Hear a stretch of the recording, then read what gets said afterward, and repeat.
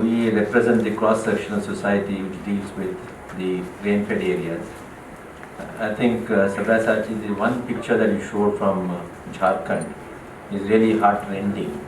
It's really a very sad story for India and for the humanity at large. We shall all put our heads and hearts together and come out at the end of the day with appropriate action plan. So technology has never been a constraint. What has been a major constraint is the ability to sustain that post the treatment. If we need to sustain it, then we need people's participation. And we can't have people's participation from the perspective of a charity, from the perspective of a giver. It can happen successfully only when people become the actual implementers, actual planners. They become the owners.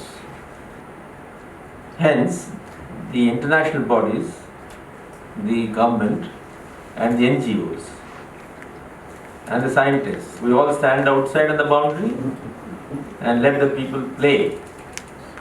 And the play means it's planning and implementation and then carrying it forward. Many a time we look at every issue through a partial prism, and therefore we are not able to sustain it. And according to me, the three principal stakeholders are the people at large, second, the farmers, and the third one is the ecology, Mother Planet. We must take care of the interest of each of these three stakeholders. What do the people want? The people want nutritious sustenance. The farmers want sustainable incomes.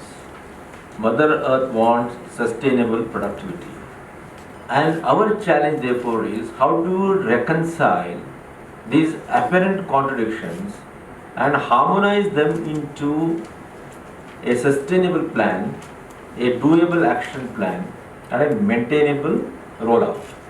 The third thing that I would like us to remember today is that land is inelastic.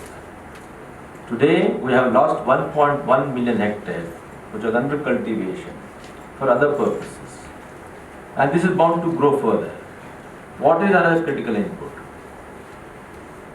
Now India has a certain fixed utilizable water.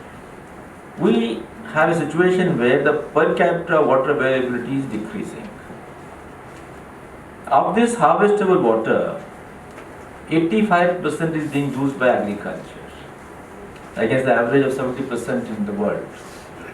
Now agriculture cannot continue to claim such high percentage of water when man also needs water for other purposes. Hence, these two critical inputs, soil and water, which form the basis of entire biological activity, have to be treated with respect, have to be treated with diligence, and therefore efficiency is of utmost importance. And if we want to do that, we must see how we are going to universally or in a more secular manner utilize the resources we have. 60% of water comes from groundwater, and groundwater depends upon recharge. It depends upon the health of the aquifers. Hence, it's important we learn how to use the resources in a more dignified manner. Rain-fed areas will continue to dominate. We need a technology that helps us to use these critical inputs of soil and water under the rain-fed systems in a much more effective and efficient manner. And it is possible.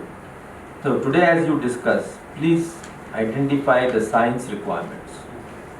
Identify the technology bouquet that is already available as to how we can increase the productivity per unit of soil and per unit of water. I think that should be the outcome.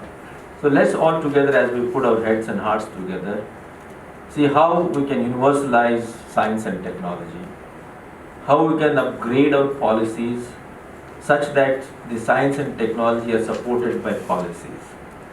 We need ultimately policy framework. So we must be able to suggest what exactly we want. We should, I think, focus more on arriving at action points. I think scientists and policymakers, we need to get down to earth and see what the NGOs want and what other people, our people have come from villages here. What do they feel is required at the field level?